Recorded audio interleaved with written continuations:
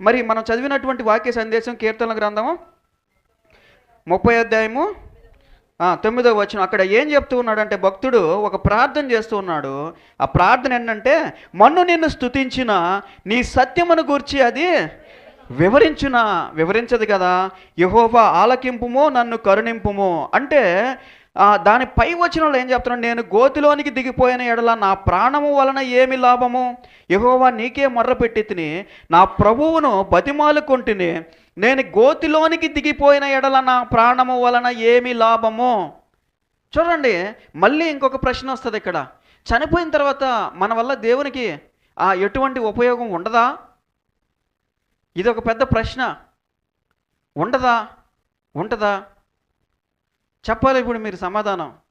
మరి చనిపోక ముందేనా మన ప్రాణము వలన దేవునికి లాభము? చనిపోయిన తర్వాత మన వల్ల ఎటువంటి లాభం ఉండదా? మరి చనిపోయిన తర్వాత మనకేమైనా లాభం ఉంటుందా అంటే, మనము ఏదైనా బహుమతులు పొందుకోవడానికి అవకాశం ఉంటుందా? ఇప్పుడు మనం చేసేటటువంటి ప్రార్థన, మనం చేసేటటువంటి ప్రతిదీ కూడా దేనికోసం చేస్తూ ఉన్నాము? నిత్య జీవం కోసం చేస్తున్నాము, లేదా దేవుని ఎదుట మంచి బహుమతులు పొందుకోవడానికి చేస్తూ ఉన్నాము, లేదా జీవగ్రంథంలో మన పేర్లు వ్రాయబడడానికి చేస్తూ ఉన్నాము. దానితో పాటుగా దేనికి చేస్తున్నాం అంటే, నరకము అనేటటువంటి అగ్నిలోనికి వెళ్లకుండా కాపాడుకోవడానికి మనల్ని బట్టి మనము దేవునిని మహిమపరుస్తూ ఉన్నాము. ఎవరిని బట్టి మహిమపరుస్తూ ఉన్నాము దేవుణ్ణి? ఎవరిని బట్టి ప్రార్థన చేస్తూ ఉన్నాము? మనల్ని బట్టి, మన కోసం మనం చేస్తూ ఉన్నాం. అయితే ఇంకొక అవకాశం కూడా దేవుడు ఇచ్చాడు. అదేంటంటే, మీకోసమే మీరు బ్రతకడము, మీకోసమే మీరు ప్రార్థించడము, మీకోసమే మీరు ప్రయత్నించడం కాదు, కానీ వారి కోసము, నీ సోదరుని కోసం, నీ పక్క వ్యక్తి కోసం, నీ పక్క కుటుంబం కోసం, నీ సమాజంలో ఉండేటటువంటి ప్రతి వాని కోసం ప్రార్థన చేయాలి అని చెప్పాడు. అవునా? నిజమా? సరే, నేను చేస్తే నాకేంటి లాభం అన్నారు. ఎవరన్నారు ఈ మాట? చెప్తారా బైబిల్లో? ఎవరన్నారు? మళ్ళీ అడిగేదా ప్రశ్న? మేము వీళ్ళందరి కోసం కష్టపడాలంటున్నాం కదా ప్రభువా, మా జీవితాలు పణంగా పెట్టి, మాకు ఇచ్చినటువంటి ఆస్తులు పణంగా పెట్టి, మాకు అసలు కుటుంబం అనేదే లేకుండా చేసేసి, ఇదిగో ఈ ప్రపంచంలో ఉండే వాళ్ళందరి కోసం మమ్మల్ని కష్టపడమని చెప్పావు కదా, మాకేంటి లాభం అని అడిగారు. ఎవరు? శిశువులా? ఎవరు శిశువులు? అపోస్తలులు. వాళ్ళ ఎవరు అడిగారు? చదవండి. అన్నీ చెప్పాను నేను, ఇప్పుడు కాదు, ఇంటికి వెళ్ళి చదవండి. సగమే చెప్తా, ఎందుకంటే మీరు బైబిల్ అసలు తీయట్లేదు. అప్పుడు దేవుడు ఏమన్నాడంటే, ఇశ్రాయేలీయుల యొక్క ఎన్ని గోత్రాలు? వాటన్నిటినీ కూడా మీరు సింహాసనముల మీద ఆసీనులై పరిపాలించుదురు అన్నాడు. ఏంటంట వాళ్ళకి లాభం? వాళ్ళు కుటుంబాలను వదులుకొని, వాళ్ళు దేవునిని వెంబడిస్తూ, ఆస్తులను అమ్మేసుకొని లేదా వదిలేసుకొని, తల్లిదండ్రులను వదిలేసి, ఒక ఆయన అయితే, ప్రభువా మా ఫాదర్ చనిపోయాడు, నా తండ్రి చనిపోయాడు, ఇంకొక ఆయన నా చనిపోయింది, నిన్నేం చేయమంటావు? వెళ్ళి పూడ్చి రమ్మంటావా లేకపోతే వద్దా అని చెప్పేసి. చూడండి ఎంత కఠినమైనటువంటి పరిస్థితులను ఎదుర్కొన్నారు వాళ్ళు. గమనిస్తున్నారా మీరు? భయంకరమైనటువంటి పరిస్థితులను ఎదుర్కొన్నారు వాళ్ళు. చూడండి, తల్లిదండ్రులు చనిపోవడం అంటే ఏం తమాషానా? కాదు కదా. అంత భయంకరమైనటువంటి పరిస్థితుల్లో ఉన్నప్పటికీ కూడా దేవుడు ఏమన్నాడంటే, మృతులను పాటి పెట్టుకుంటారు, మీరు నన్ను వెంబడించండి, నేను సజీవుడైనటువంటి దేవుడను. గట్టిగా స్తోత్రం చెప్దాం. హల్లెలూయా. చూడండి సమయం అంటే ఎంత ఇంపార్టెంట్ అనేది దేవుడు ఆ ఒక్క చిన్న మాటతోటే మనందరికీ కూడా తెలియజేస్తూ ఉన్నాడు. ఏం తెలియజేస్తున్నాడు? సమయం ఎంత ఇంపార్టెంట్, సమయం ఎంత ముఖ్యమైనటువంటిది, సమయాన్ని వృధా చేయకూడదు. చూడండి, పాతిపెట్టి రావడానికి ఆ రోజుల్లో ఏదైనా గాడిదల మీదో లేకపోతే గుర్రాల మీదో వెళ్తే లేదా కాలి నడకన వెళ్తే 1-2 రోజులు లేదా 3 రోజులు లేదా వారం రోజులైనా పట్టేదానికి అవకాశం ఉంటుంది. ఈ వారం రోజుల్లో కూడా దేవుని యొక్క సేవ వాళ్ళ ద్వారా ఏదైతే దేవుడు ఆశించాడో అది ఆగిపోతుందని చెప్పేసి ఆయన ఏమంటున్నాడు తెలుసా? మీరు నన్ను వెంబడించండి. చూడండి ఎంత ముఖ్యమైనటువంటి విషయాలు ఇవి. మరి దావీదు అంటున్నాడు ఇక్కడ, మన్ను నిన్ను స్తుతించిన ఆ యొక్క ఆత్మ వలన ఏదైనా లాభం ఉంటుందా? ఏ ఆత్మ? విశ్రాంతిలోనికి ప్రవేశించినటువంటి ఆత్మ వలన, విశ్రాంతిలోనికి ప్రవేశించినటువంటి ఆత్మ వలన ఏమి లాభం ప్రభువా? నేను ఈ లోపల ఈ భూమిలోనికి దిగిపోకుండా గోతిలోనికి దిగిన ఎడల నా ప్రాణం వలన ఏమి లాభం ప్రభువా? నువ్వు నన్ను లేపు, నన్ను బ్రతికించు, నా చేత పని చేపించుకో, నన్ను ఆశీర్వదించు, నాకు ఫలములను ఇవ్వు. ఇలా ఆయన మాట్లాడుతూ ఉన్నటువంటి సందర్భాలను మనం చూస్తూ ఉన్నాము. మరి నిజంగా లాభం ఉండదా? లాభం ఉండదా? మరి దేవదూతలను ఎందుకు ఆయన సృష్టించుకున్నాడు? దేనికి సృష్టించబడ్డారు దేవదూతలు? దేవదూతలు ఏం చేస్తారు చెప్పండి? దేవునిని ఆరాధిస్తారు. ఇంకేం చేస్తారు దేవదూతలు? దేవదూతల పని ఆరాధించేది నాకేం లేదా? ఇంకా దేవదూతలు యుద్ధాలు చేస్తారు. చేశారా ఎక్కడన్నా? చూసారా మీరు? దేవదూతలు ఏం చేస్తారు? యుద్ధం చేస్తారు. ఇంకా దేవదూతలు ఏం చేస్తారు చెప్పాలి? దేవదూతలు మనుషుల్ని హెచ్చరిస్తారు. ఏం చేస్తారు దేవదూతలు?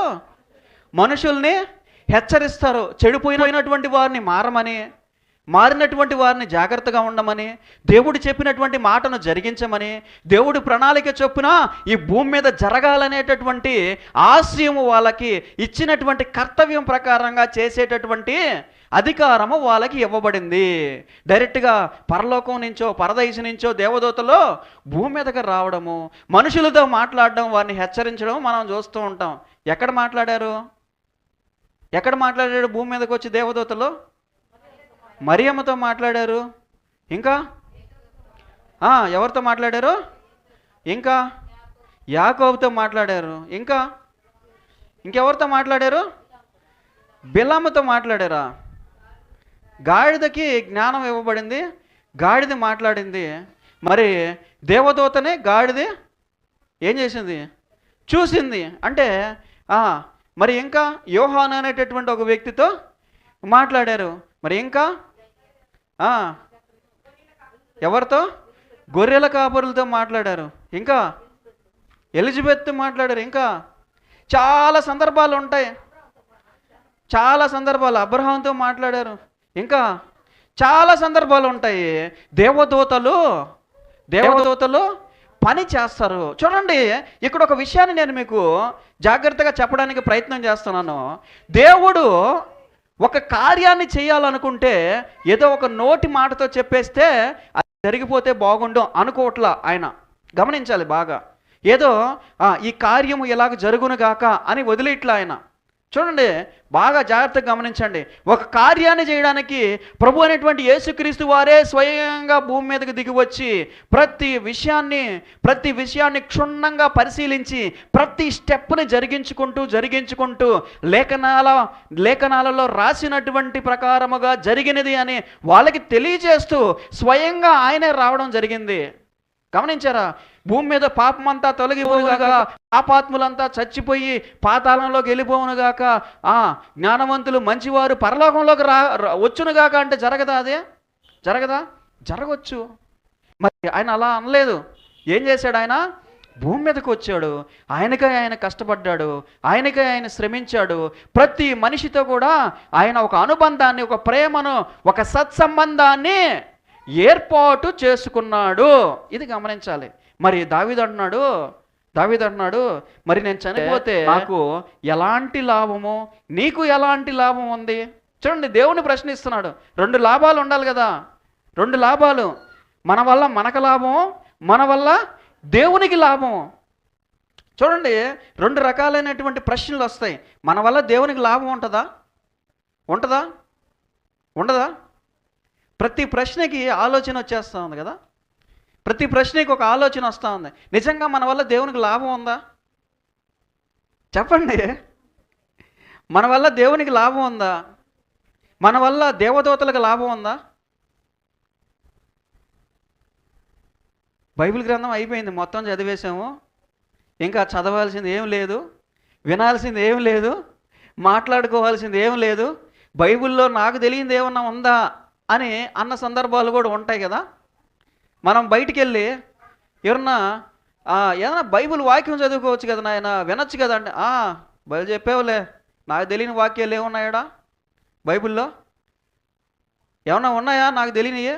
మొత్తం తెలుసు నాకు, మొదటి నుంచి చివరి వరకు అంటాం మనం. కానీ విషయం ఏంటంటే, మనకి సముద్రంలో తెలిసింది నీటి బొట్టంతా, తెలియాల్సింది మిగతా అంతా. కాబట్టి ఇక్కడ దేవదూతలకి మన వల్ల లాభం ఉందా అంటే ఆలోచిద్దాం బైబిల్ గ్రంథంలో నుంచి.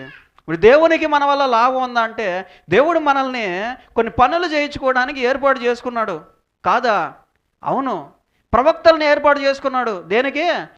కార్యములను గురించి ప్రకటించడానికి. అలాగే దేవదూతలను ఏర్పాటు చేసుకున్నాడు దేనికి? ఆయన యొక్క సమస్తమైనటువంటి కార్యములలో వాళ్ళు భాగస్థులుగా ఉండడానికి. మరి వాళ్ళ పరిశుద్ధతను కోరుకున్నాడు, వాళ్ళు మాట వినాలని కోరుకున్నాడు, వాళ్ళు నన్ను ప్రేమించాలి అని కోరుకున్నాడు. అయితే అన్ఫార్చునేట్లీ కొంతమంది ఆయన వదిలి వెళ్ళిపోయారు పర్మనెంట్గా. అయితే మనుషుల్లో ఇదే వెతకడానికి వచ్చాడు, మనుషుల్లో కూడా ఇదే కావాలి అని కోరుకున్నాడు. అయితే కొంతమంది మనుషులు దేవుడు తెలిసినా కూడా ఆయనకి వ్యతిరేకంగా మారిపోయారు. కొంతమంది మనుషులు దేవుడు ఉన్నాడు అని తెలుసుకొని ఆయన నమ్మడం మొదలుపెట్టారు, ఆయన చెప్పినటువంటి మాట వినడం మొదలుపెట్టారు. మరి కొన్ని రెఫరెన్స్ల్లోకి మనం వెళ్దాం, దీన్ని ముందుకు సాగిద్దాము. మరి అలాగే కిందకు వచ్చినట్లయితే ప్రకటనల గ్రంథం 5వ అధ్యాయము 13వ వచనం ఒకసారి చూస్తారా? ప్రకటనల గ్రంథం 5:13. అంతటా పరలోకమందును భూలోకమందును భూమి క్రిందను సముద్రములోను ఉన్న ప్రతి సృష్టము అనగా వాటిలోనున్న సర్వమును సింహాసనాసీనుడైనటువంటి వానికి, గొర్రె పిల్లకును స్తోత్రమును ఘనతయు మహిమయు ప్రభావమును యుగ యుగములు కలుగునుగా. కానీ గొప్ప శబ్దంతో చెప్తూ ఉన్నారు. ఏమని చెప్తున్నారు వాళ్ళు? దేవునికి మహిమ అని, దేవునికి స్తుతి అని, దేవునికి దేవునిని ఆరాధిస్తూ ఉన్నారు. ఎక్కడెక్కడ ఉన్నటువంటి వారు ఆరాధిస్తూ ఉన్నారు దేవుణ్ణి? పరలోకమందును భూమి మీదను భూమి క్రింద ఉన్నటువంటివి ఆ ప్రపంచములలోను మరియు సముద్రములోను. ఎక్కడున్నారు వీళ్ళందరూ? ఎక్కడున్నారు వీళ్ళందరూ? పరలోకం అంటే తెలుసు, భూమి అంటే తెలుసు. భూమి క్రింద అంటే ఏంటి? పాతాళం. సముద్రం అంటే ఏంటి? సముద్రం అంటే ఏంటి? సముద్రం అంటే ఏంటి? ఎవరో చెప్తా ఉన్నారు కొద్ది కొద్దిగా. ఏంటి సముద్రం అంటే? అన్యులల్లో ఉన్నటువంటి వారు అంటే కింద సర్వ, ఏం రాశారమ్మా కింద? సర్వ, లాస్ట్ వచనం చదివారు కదా, సర్వము అన్నాడు. సర్వం అంటే అన్నీ వచ్చేస్తాయి. అంటే దేవునిని నమ్ముకున్నటువంటి వారు, దేవునిని నమ్ముకోనటువంటి వారు, దేవునిని ఆశ్రయించినటువంటి వారు, దేవునిని ఆశ్రయించినటువంటి వారు వస్తారు. ఎందుకు? ఎలా? ఇల్లు దేవునిని నమ్ముకోనటువంటి వారు దేవుణ్ణి ఎలా ఆరాధిస్తూ ఉన్నారు? దేవుడు అంటే తెలియనటువంటి వారు, యేసు ప్రభు అంటే తెలియనటువంటి వారు ఎలా దేవుణ్ణి ఆరాధిస్తూ ఉన్నారు? చెప్పగలరా? ఎవరైనా చెప్తారా? ఇప్పుడు మీకు అర్థమయ్యేటట్టు చెప్తా. ఇప్పుడు పలానా దానియేలు ఉన్నాడు అనుకోండి, ఒక వ్యక్తి ఈ సంఘంలో. ఆ దానియేలు ఒక పుస్తకం రాశాడు. రాసి ఒక 100 సంవత్సరాలు అయిపోయింది. ఆ పుస్తకం అయితే ఇక్కడే ఉంది. ఆ పుస్తకాన్ని చాలామంది చదువుతూ ఉన్నారు. 200 సంవత్సరాలు అయిపోయినాయి, ఇంకా చదువుతానే ఉన్నారు, కొత్త కాపీలు తీస్తూనే ఉన్నారు, ప్రింట్ తీస్తూనే ఉన్నారు. ఆ పుస్తకాన్ని 500 సంవత్సరాలు అయిపోయినాయి. ఇప్పుడు 500 సంవత్సరాల తర్వాత పుట్టినటువంటి వాడికి 500 సంవత్సరాల ముందు ఉన్నటువంటి దానియేలు తెలుసా? తెలియదు. కానీ పుస్తకాన్ని చూసినప్పుడు పుస్తకం మొదటి పేజీలో ఏముంది? దీన్ని రాసినటువంటి వ్యక్తి పేరు దానియేలు, పలానా ఇంటి పేరు ఉంది. ఇప్పుడు ఈ వ్యక్తి వచ్చి పుస్తకం అంతా చదివి చాలా బాగా రాశాడు ఈ పుస్తకాన్ని. ఈ దానియేలుకి మహిమ కలుగునుగాక అన్నాడు అనుకోండి. ఇప్పుడు ఎవరిని పొగిడినట్టు దానియేలు? ఈ పుస్తకం చదివినటువంటి వ్యక్తి ఎవరిని పొగిడాడు?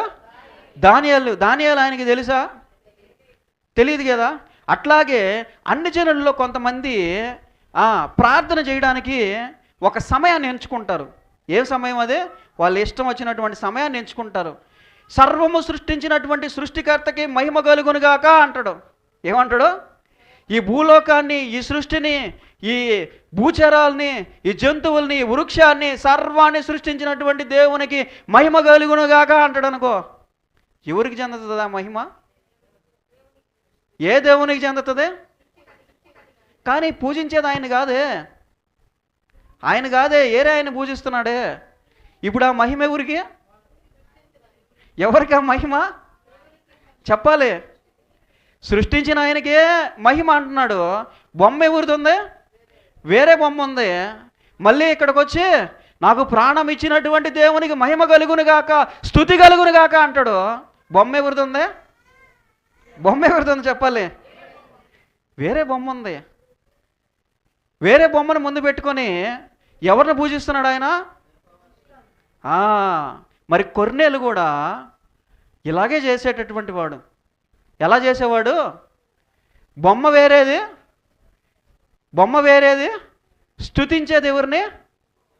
సృష్టికర్తనే. కార్యములు సృష్టికర్తవి, కార్యములు మంచివి. కార్యములు చేసేటటువంటి పనులు, ఆచరణ, ఆరాధన ఎవరిది? సృష్టికర్తకి సంబంధించినటువంటిది. కానీ ఆయన ఎవరో తెలియదు, పేరు తెలియదు. అప్పుడు పేతురు వచ్చి పలానా సృష్టికర్తనే, ఇదిగో పలానా వ్యక్తి నీతో మాట్లాడమని చెప్పాడు, నువ్వు రోజు ఆయనతో మాట్లాడుకోవడానికి ఇదిగో ఇది మార్గము అని చెప్పడం జరిగింది. అయితే ఇక్కడ మనం చూస్తున్నటువంటి విషయం ఏంటంటే, సర్వ సృష్టి కూడా సృష్టించినటువంటి సృష్టికర్తని ఆరాధిస్తూ మహిమపరుస్తూ ఉన్నట్టుగా ఈ ప్రకటనల గ్రంథంలో మనకి కనబడుతూ ఉంది. అర్థమైందా? ఇప్పుడు ఏం రాశారు ఇక్కడ? సముద్రములో ఉన్నటువంటి వాళ్ళు కానీ, అంటే అన్ని జనులు కానీ, భూమి మీద ఉన్నటువంటి వారు కానీ, పరలోకంలో ఉన్నటువంటి వారు కానీ, భూమి క్రింద పాతాళంలో ఉన్నటువంటి వారు కానీ, అందరూ కూడా ఏం చేయాలనుకుంటున్నారయ్యా అంటే దేవునిని మహిమపరచాలనుకుంటూ ఉన్నారు, దేవునిని సృష్టించాలనుకుంటూ ఉన్నారు అని వ్రాయబడింది. అయితే వీళ్ళల్లో ఉపయోగం ఎవరికి ఎక్కువ ఉంటుంది? ఇది ఈరోజు మనం ఆలోచించాల్సినటువంటి విషయం. పాతాళంలో చేరిపోయినటువంటి ధనవంతుడు కేకలు వేస్తూ ఉన్నాడు. ఎవరికి వినపడాలని? అబ్రహాము రొమ్మున ఉన్నటువంటి లాజర్ని పిలుస్తూ ఉన్నాడు, కేకలు వేస్తూ ఉన్నాడు. లాజర్ని పంపించి నా యొద్దకు. అబ్రహాముతో మాట్లాడుతూ ఉన్నాడు. తండ్రివైన అబ్రహామా.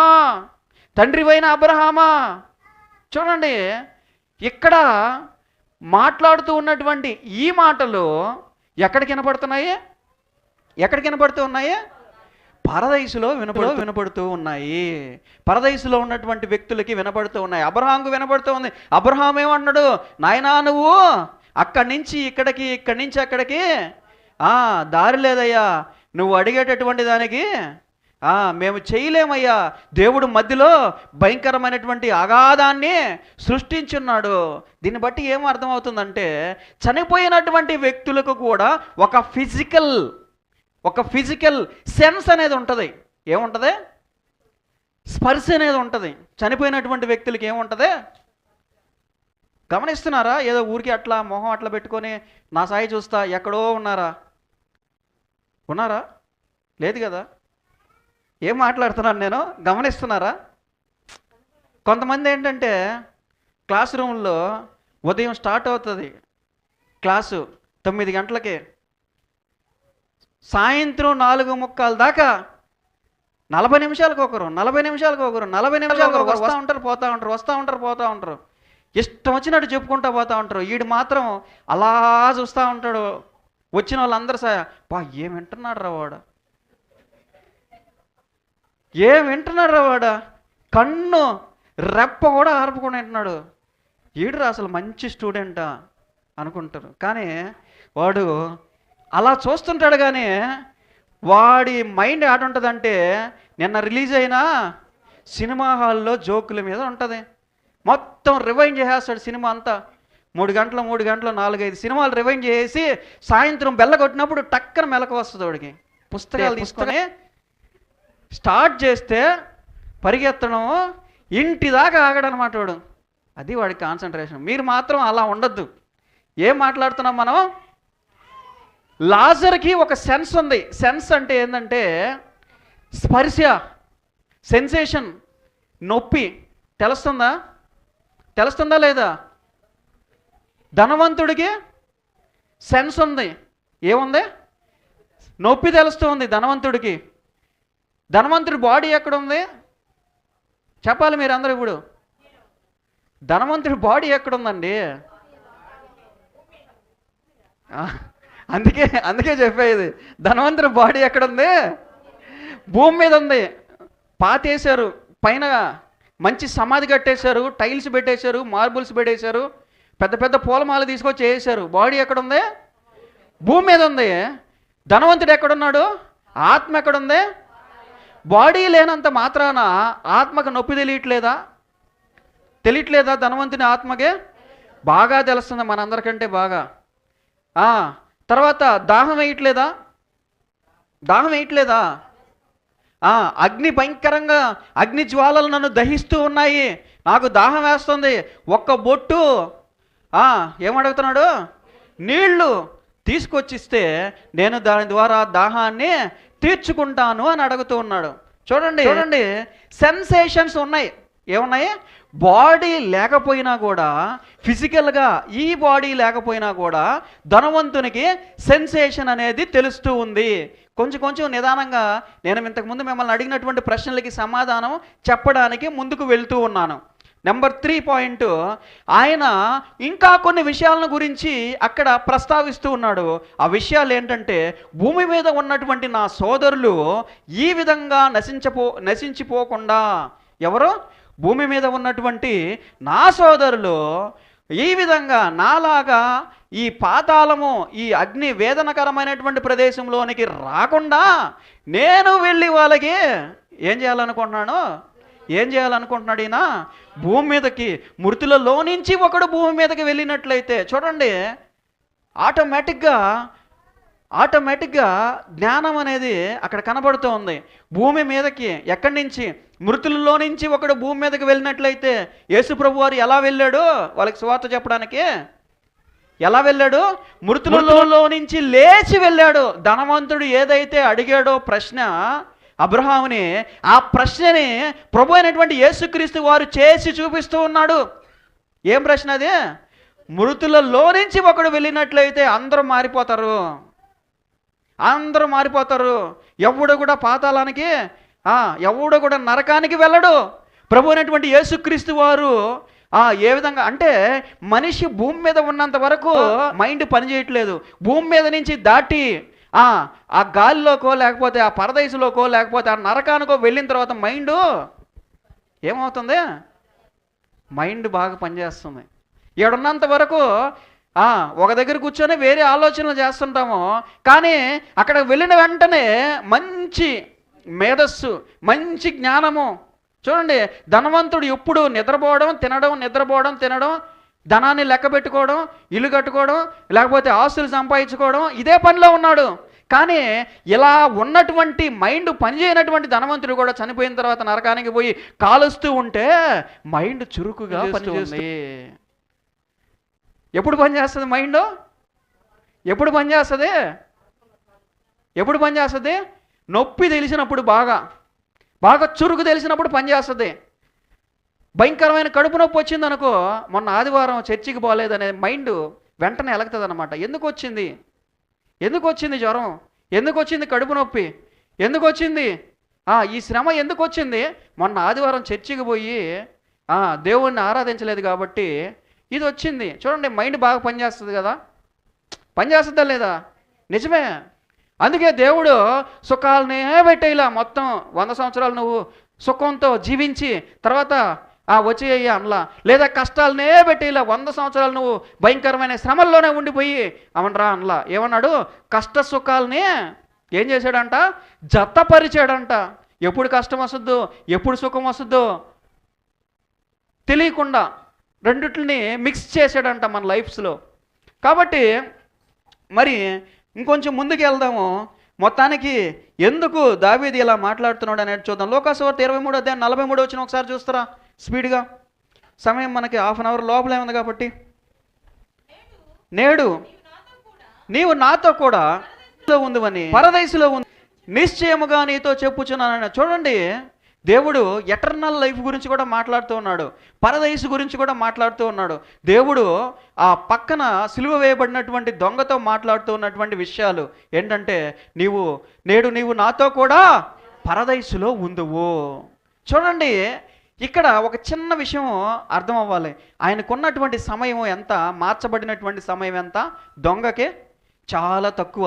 ఆ సిలువ వేయబడిన తర్వాతే దేవుడు నిజంగా ఆయన దేవుడు అని యాక్సెప్ట్ చేశాడు. నిజంగా ఆయన దేవుని కుమారుడని, నిజంగా మేము పాపులమయ్యా అని, నిజంగా నువ్వు మాకంటే ఎంతో గొప్పవాడివయ్యా అని చెప్పి ఇలా కొన్ని క్షణాలలో మారినటువంటి దొంగకి ఒక 30-40 సంవత్సరాలు భక్తి చేసినటువంటి వ్యక్తికి మధ్య డిఫరెన్స్ ఏమైనా ఉందా? ఇద్దరు ఒకటేనా? చెప్పాలి ఇప్పుడు. ఇదే ఈ వాక్య సందేశం. దావీదు గారు మాట్లాడేటటువంటి మాట రెండిటికి లింక్. మళ్ళీ అడిగిన ప్రశ్న మళ్ళీ అడగమంటారా? ఇప్పుడు 30 సంవత్సరాలు సేవ చేసినటువంటి వ్యక్తికి చనిపోయే 10 నిమిషాల ముందు మార్చబడినటువంటి వ్యక్తి, ఇద్దరు ఒకటేనా? ఒకటేనా ఇద్దరు? మళ్ళీ అడిగిన ప్రశ్న మళ్ళీ అడగమంటారా? 20-30 సంవత్సరాలు భయంకరమైనటువంటి సేవ చేసి, భయంకరమైనటువంటి సేవ, కఠినమైనటువంటి సేవ చేసి దేవుడి కోసం మరణించినటువంటి వ్యక్తి చనిపోయే 10 నిమిషాల ముందు బాప్టిజం తీసుకొని చనిపోయినటువంటి వ్యక్తి, ఇద్దరు ఒకటేనా? చెప్పాలి, ఒకటేనా? సరే, బైబిల్ గ్రంథంలో చూద్దాం. రండి, కిందకి రండి, చూద్దాం. నిజంగా ఇస్తాడా తలాంతులా? రండి, కిందకి రండి. మత్తయి వార్త ఇప్పుడు చదివింది ఏంటి? మత్తయి వార్త 20:23 ఒకసారి చదవండి. మత్తయి వార్త 20:23. మిమ్మల్ని ప్రశ్నిస్తానే ఉంటే మీరు వింటుంటారు వాక్యం, లేదంటే వినరు. దేవాలయంలోనికి వచ్చి బోధించుచుండగా ప్రధాన యాజకులను ప్రజల పెద్దలను ఆయన యొద్దకు వచ్చి, ఏ అధికారుల వలన ఈ కార్యములు చేయుచున్నావు? ఈ అధికారము ఎవడు నీకు ఇచ్చినని అడగగా యేసు, నేనే మిమ్మల్ని, మీరు ప్రశ్నిస్తున్నారు కదా, నేనే మిమ్మల్ని ఒక మాట అడుగుతా, అది మీతో చెప్పిన ఎడల నేనను మీరు నాకు ఈ ప్రశ్నకి కానీ సమాధానం చెప్తే నేను మీరు అడిగిన ప్రశ్నకి సమాధానం చెప్తాను. ప్రశ్న ఏంటో చదువమ్మా, చదువు. యెహోవా ఇచ్చిన బాప్టిస్మము ఎక్కడ నుండి కలిగినది? పరలోకము నుంచి కలిగినదా, మనుషుల నుంచి కలిగినదా అని అడిగాను. వారు పరలోకము నుంచి అని చెప్పితిమా ఆయన, అలాగైతే మీరెందుకు అతన్ని నమ్మలేదు అని మనల్ని అడుగగా, మనుషుల వలనని చెప్పితిమా, జనులకు భయపడుచున్నాము, అందరూ యెహోవాను ఎంచుకొనుచున్నారని తమలో తాము ఆలోచించుకొని మాకు తెలియనిది మాకు తెలియదని చెప్పారు. తర్వాత అందుకు ఆయన ఏ అధికారము వలన ఈ కార్యములను నేను చేయుచున్నాను అది మీతో చెప్పను. చూడండి, ప్రభు అయినటువంటి యేసుక్రీస్తు వారు దేవుని యొక్క కుమారుడు లేదా దేవుడు, అవునా? మరి దేవదూతల కంటే అధికముగా అని రాసి పెట్టబడి ఉంటుంది హెబ్రీయులకు రాసిన పత్రికలో. ఆయన దేవదూతల కంటే అధికము అంటే పైన ఉన్నటువంటి వ్యక్తి. దేవదూతలు ఆయన అంత శక్తి కలిగినటువంటి వ్యక్తులు కాదు అని రాసి పెట్టబడి ఉంటుంది.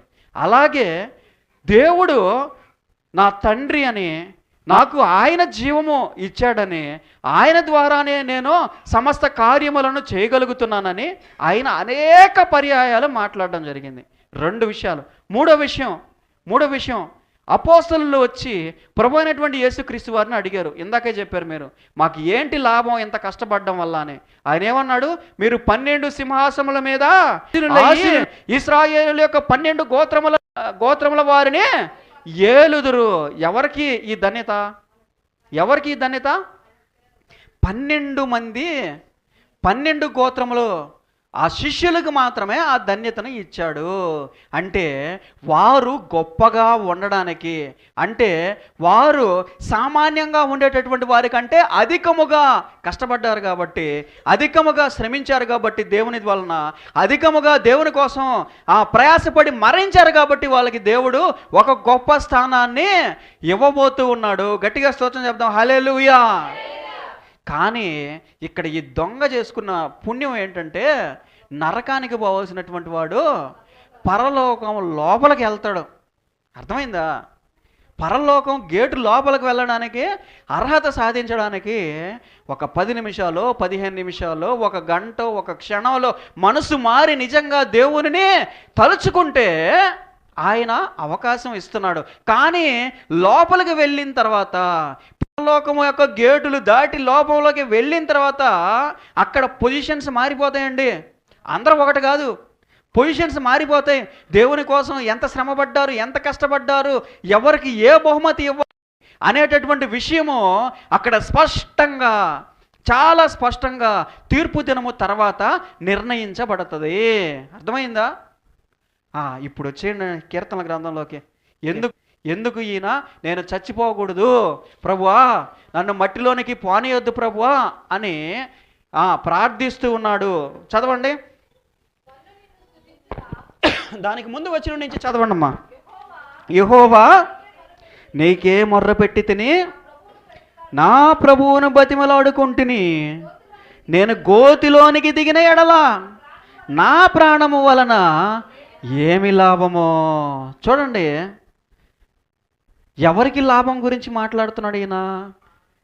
ఎవరి లాభం గురించి మాట్లాడుతున్నాడు? ఆయన సొంత లాభం గురించి మాట్లాడుతూ ఉన్నాడు.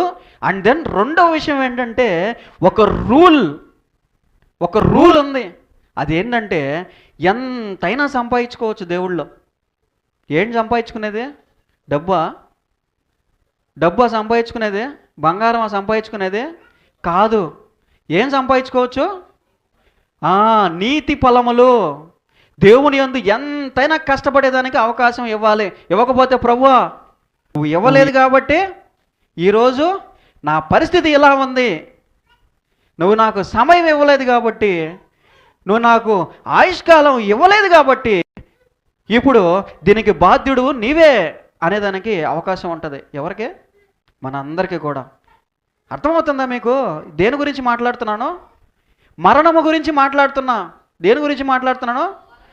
ఇక్కడ దావీదు కూడా భౌతిక సంబంధమైనటువంటి ఈ మరణము గురించే మాట్లాడుతున్నాడు. ఏమనంటే, ఇప్పుడు నేను చచ్చాను అనుకోండి, ఏమన్నాడు? మన భాషలో చెప్తున్నా, ఇప్పుడు నేను చచ్చాను అనుకోండి, నేను చేయాల్సినటువంటి ఆరాధన పోద్ది, నేను చేయాల్సినటువంటి స్తుతి పోద్ది, నేను రక్షించాల్సినటువంటి ఆత్మలు పోతాయి, నేను కాపాడాల్సినటువంటి ప్రజలు పోతారు. వీళ్ళందరూ కూడా చివరికి వెళ్ళి ఎక్కడ కూర్చుంటారు? ఎక్కడ కూర్చుంటారు? నరకంలో కూర్చుంటారు. దీనివల్ల నాకు లాభం లేదు, నీకు లాభం లేదు. ఎవరెవరికి లాభం లేదు? ఇప్పుడు దాకా ఎవరికి లాభం అన్నారు? మనకే లాభం అన్నారు కదా మీరు. దేవుడికి కూడా మనల్ని ఉంచడం వల్ల, కరెక్ట్గా ఉంచడం వల్ల, పక్కా అవునా మంచిగా ఉంచడం వల్ల ఎవరికి లాభం ఉంది? ఈ ప్రపంచానికి కూడా లాభం ఉంది. మూడోది ఫస్ట్ మనకి లాభం ఉంది, 2 దేవుడికి లాభం ఉంది, 3వది ఈ ప్రపంచానికి కూడా లాభం ఉంది. అందుకే నెక్స్ట్ లైన్ చదవండి. మన్ను నిన్ను స్తుతించిన అందరూ పోయి నరకంలో కూర్చుంటే నిన్ను స్తుతించేటటువంటి వాళ్ళు ఎవరు? అర్థమైందా? ఇప్పుడు దాకా ఎవరిని గురించి మాట్లాడుతున్నారు అనుకుంటున్నారు మీరు? ఆయన ఒక్కడి గురించే మాట్లాడుతున్నారేమో. నేను చచ్చిపోతే నా శవం శుతిస్తుందా నిన్ను అని అడుగుతున్నాడేమో అనుకున్నారు కదా. ఆయన ఒక్కడి గురించే ప్రార్థించట్లేదు. ఆయన కాపాడాల్సినటువంటి ప్రజల గురించి మాట్లాడుతూ ఉన్నాడు. ఆయన రక్షించాల్సినటువంటి జాతి గురించి మాట్లాడుతూ ఉన్నాడు. ఆయన సువార్త చెప్పి మార్చవలసినటువంటి ప్రజల గురించి మాట్లాడుతున్నాడు. మనతో అప్లై చేసుకుంటే ఈ వాక్యాన్ని మనం మార్చాల్సినటువంటి ప్రజల సంగతి ఏంది, మనం బ్రతికించాల్సినటువంటి ప్రజల సంగతి ఏంది, మన బిడ్డల సంగతి ఏంది, వాళ్ళని సక్రమంగా క్రమంగా మార్గంలో పెట్టి వాళ్ళందరినీ కూడా ఒక ధీటుకు తీసుకురావాల్సినటువంటి వారి పరిస్థితి గురించి వీళ్ళందరూ మన వల్ల ఇప్పుడు నేను గనక వెళ్ళిపోతే, నేను గనక మట్టిలోకి వెళ్ళిపోతే, నేను గనక మరణిస్తే వీళ్ళందరి పరిస్థితి ఏంటి ప్రభువా? చూడండి ఎంత డెప్త్గా ఉంది, ఎంత డెప్త్గా మాట్లాడుతున్నారు చూసారా? మరి 2వ దాంట్లోనే మను నిన్ను స్తుతించినా అది నీ సత్యమును గూర్చి వివరించునా. మరి సత్యము వివరించబడాలంటే పరిశుద్ధులైనటువంటి మనము, దేవుని గురించి తెలిసినటువంటి మనము, దేవుని యొక్క నామమును ఎరిగినటువంటి మనము, దేవుని యొక్క బైబిల్ గ్రంథంలో ఉండేటటువంటి జ్ఞానాన్ని తెలుసుకున్నటువంటి మనము ఇంకా కొంతకాలము ఏం చేయాలి చెప్పాలి? ఏం చేయాలి? ఇంకా కొంతకాలం బ్రతికి ఉండాలి. దేనికి బ్రతికి ఉండాలి? ఆయన యొక్క ఉద్దేశములను నెరవేర్చడానికి, ఆయన యొక్క మార్గములను సరళము చేయడానికి, ఆయన ఈ ప్రపంచము గురించి ఏదైతే తలచి ఏర్పాటు చేసి ఉన్నాడో దానిని నెరవేర్చడానికి మన వంతు మన కృషి చేయడానికి మట్టి అయిపోకుండా, మన్ను అయిపోకుండా మనము మనతో పాటు ఈ సమాజము, మనము మనతో పాటు పాపులైనటువంటి వారు, మనము మనతో పాటు సమాజం ఎలాగైనటువంటి ప్రతి ఆత్మ కూడా నశించిపోకుండా ఉండడానికి నన్ను పైకి లేపు ప్రభువా ఈ పాతాళము నుంచి. చూడండి ఎంత స్పష్టంగా ఉన్నాయి. ఇలాంటి ప్రార్థన చేస్తామా మనము? ఎలాంటి ప్రార్థన మనిషిని బ్రతికిస్తుంది. ఇలాంటి ప్రార్థన ఒక సమాజాన్ని బ్రతికిస్తుంది. ఇలాంటి ప్రార్థన ఒక గొప్ప ఉజ్జీవాన్ని రేపుతుంది ఒక సమాజంలో. ఇలాంటి ప్రార్థన కొన్ని 100 మంది ఆత్మలను నరకం నుంచి వెలుగులోనికి నడిపిస్తుంది. మరి ఇలాంటి ప్రార్థన చేస్తున్నావా? దేవునిని అడిగేటటువంటి విధానం, దేవునిని గోజాడుకునేటటువంటి విధానము, దేవుని బ్రతిమలాడుకునేటటువంటి విధానము, దేవునితో పోరాడేటటువంటి విధానము, దేవునితో ప్రయాసపడి ఆయనను గూర్చినటువంటి భావనను మన హృదయంలో పెంచుకొని ఆయనతో మాట్లాడేయడానికి తెగిస్తున్నాను అంటున్నాడు. చూడండి అబ్రహాం అంటున్నాడు, ఆదికాండంలో కనపడుతుంది మనకి. మరొకసారి నేను దేవునితో మాట్లాడడానికి తెగిస్తున్నాను, మరొకసారి జీవము కలిగినటువంటి ఈ గొప్ప దేవునితో నేను వాదించడానికి మరొకసారి నేను నా యొక్క నోరు తెరిచి మాట్లాడుతూ ఉన్నాను. నోరు తెరవకపోతే పరిస్థితి ఏంటి? నీకు బ్రతకాలని ఉందా? ఈ సమాజంలో జీవించాలని ఉందా? మంచి ఫలాలను పొందుకొని ఆయన రాజ్యంలో నా మంచి దాసుడా అని ఆయన చేత చెప్పించుకోవాలని ఉందా? ఆయన కుడి వైపున ఉన్నటువంటి ఆ సింహాసనం వైపు నీ స్థానాన్ని ఏర్పాటు చేసుకోవాలని ఉందా? అయితే నువ్వు నోరు తెరవాలి. దేవుని ఎదుట నువ్వు నోరు తెరవాలి. ఈ సమాజం ఎదుట నువ్వు నోరు తెరవాలి.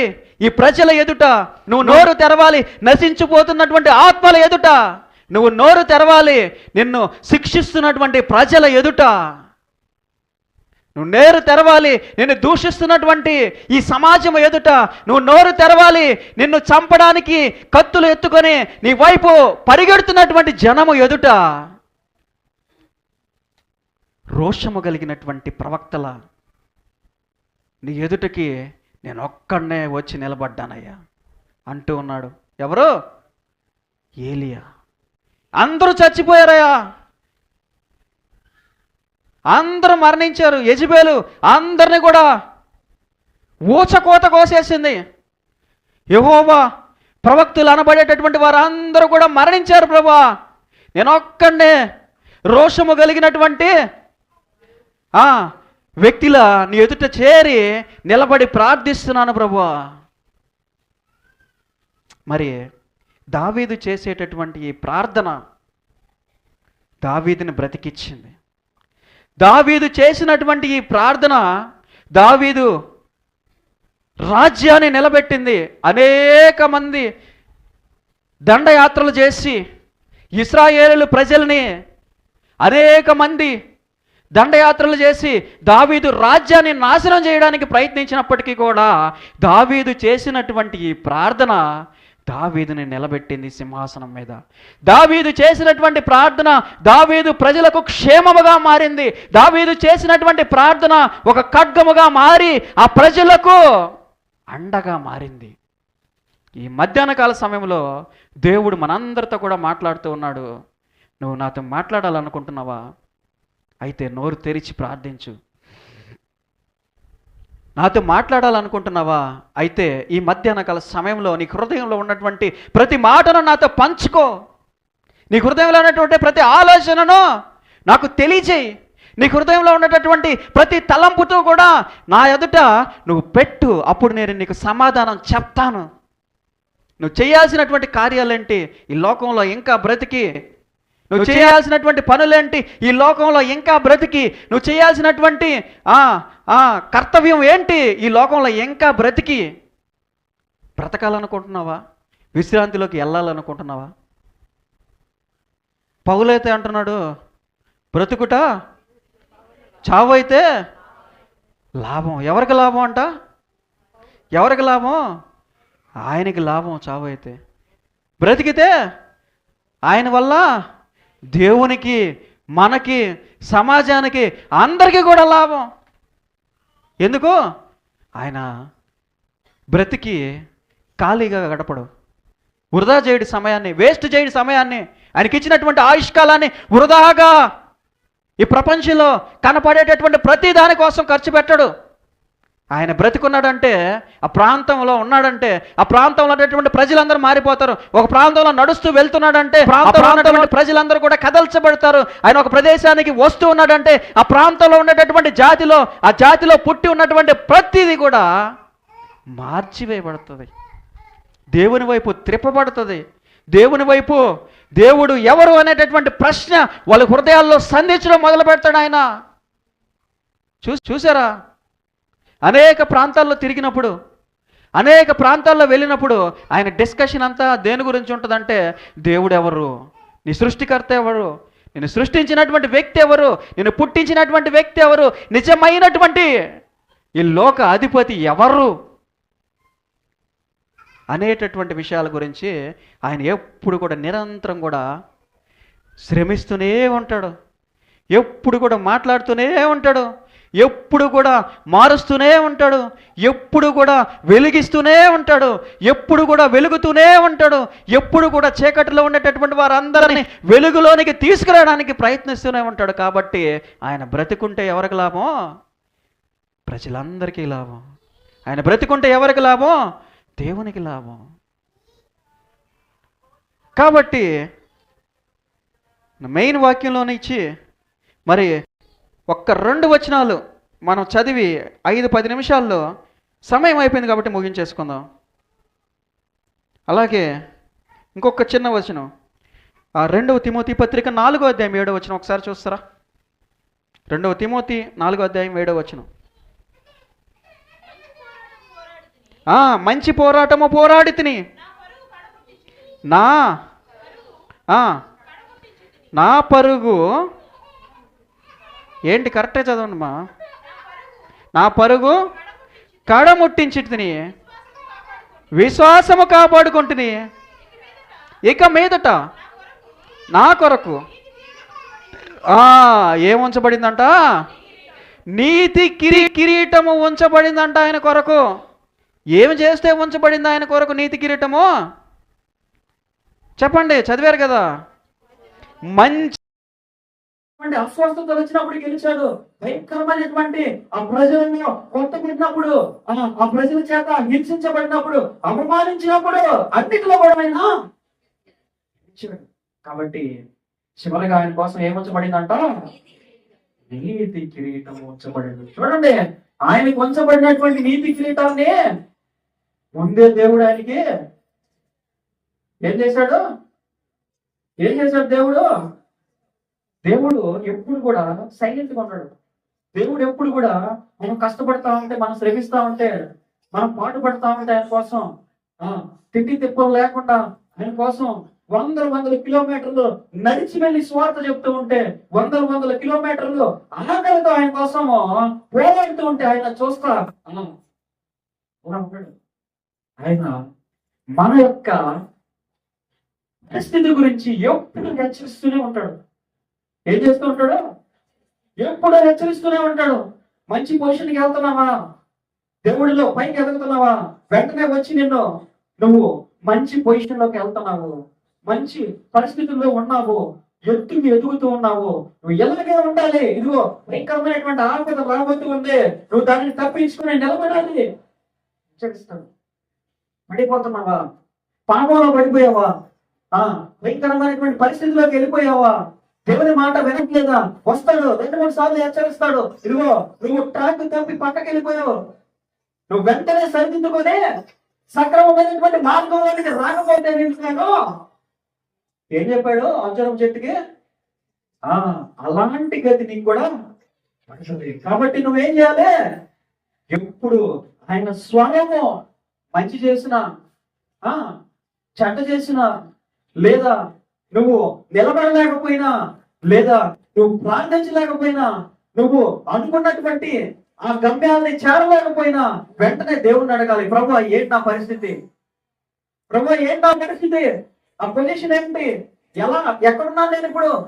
ఏంటి ఆ పరిస్థితి? ఏదో ఉండాలా, పోవాలా?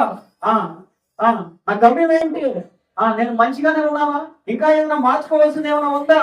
నువ్వు మాట్లాడు ప్రభు అని ఎప్పుడు కూడా మాకు వదలకూడదు. ఆయన్ని ఏం చేయకూడదు?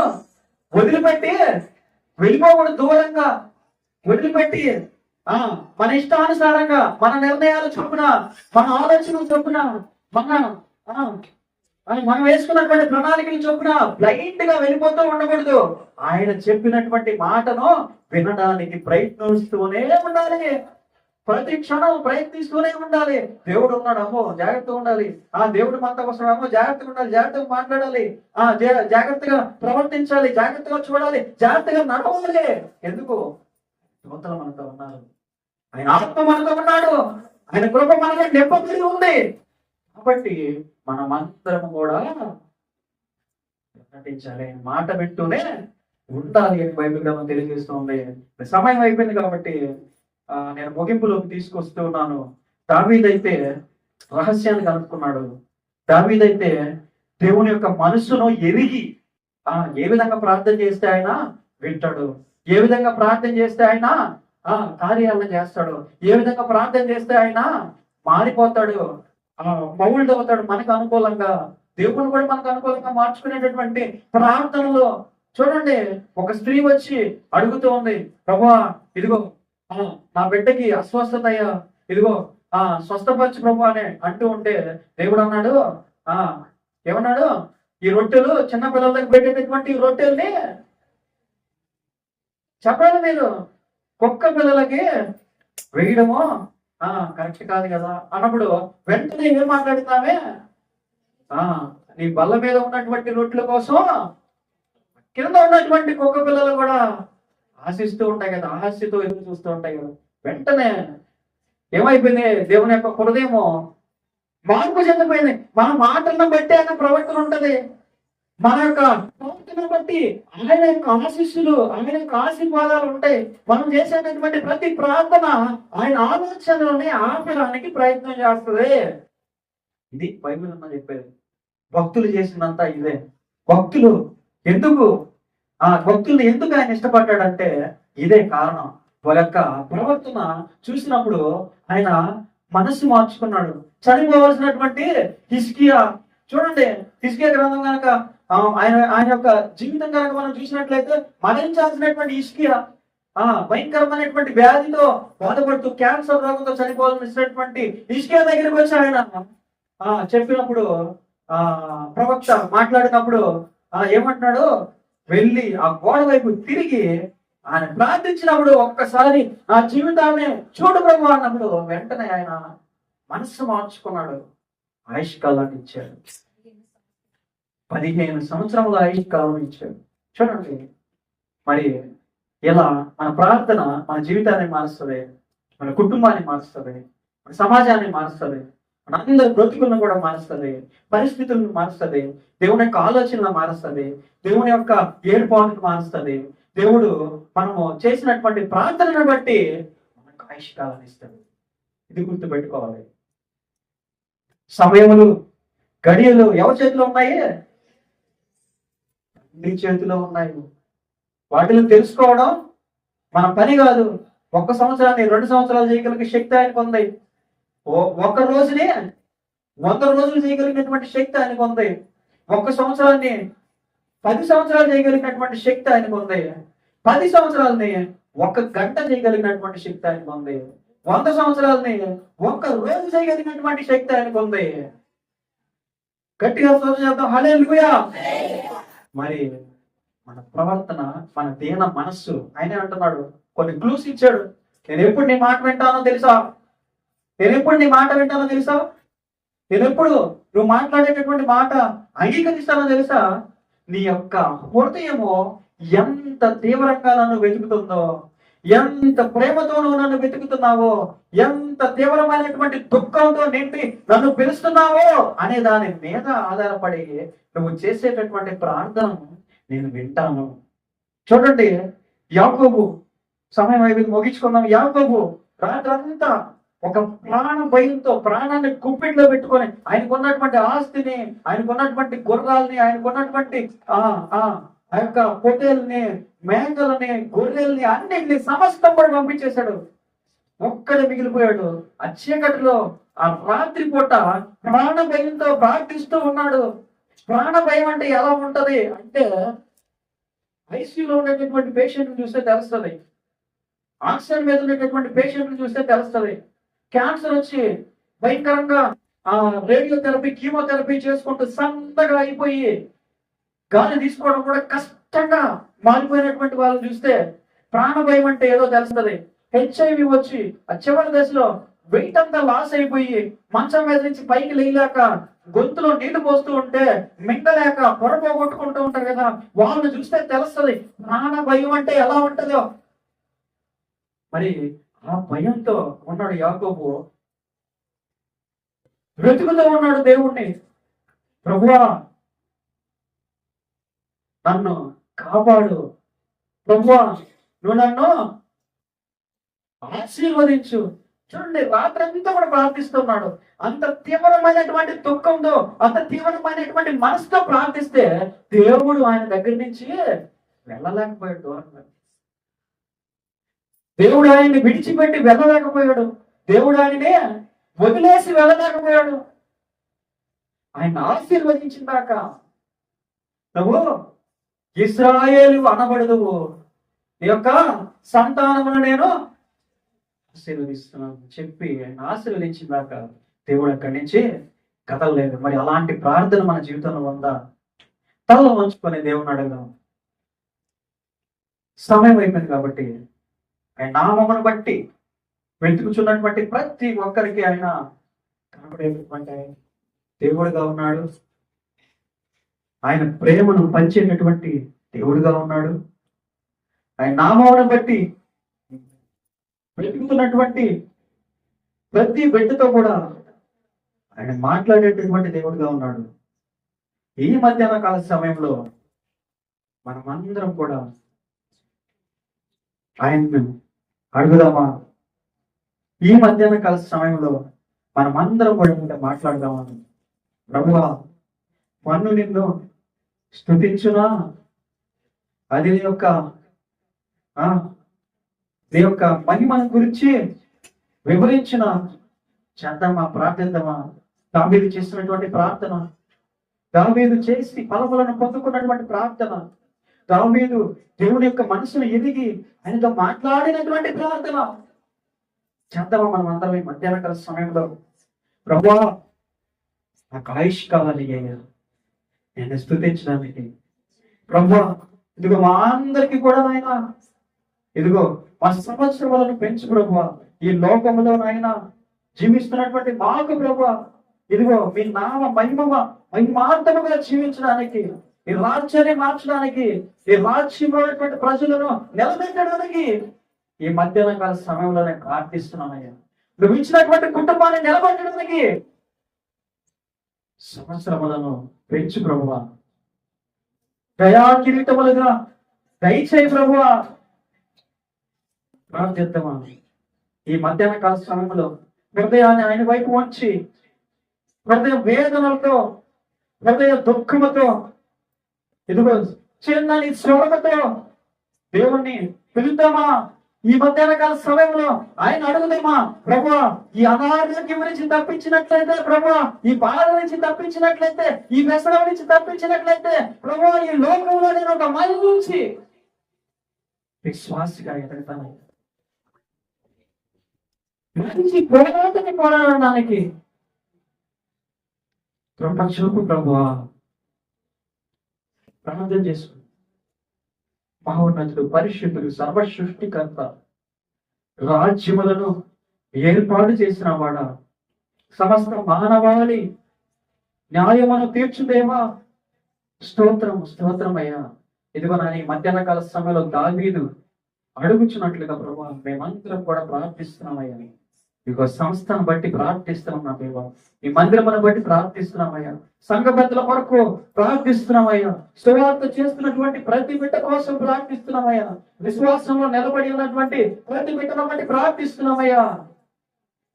సహాయం దయచేయి ప్రభా, సహాయం దయచేయి ప్రభా. ఇదిగో నాయన మీ తీర్పులు నాయన మా మీదకు రాకుండానట్లుగా నా దేవా, మేము నాయన మీ యొక్క ఇదిగో నాయన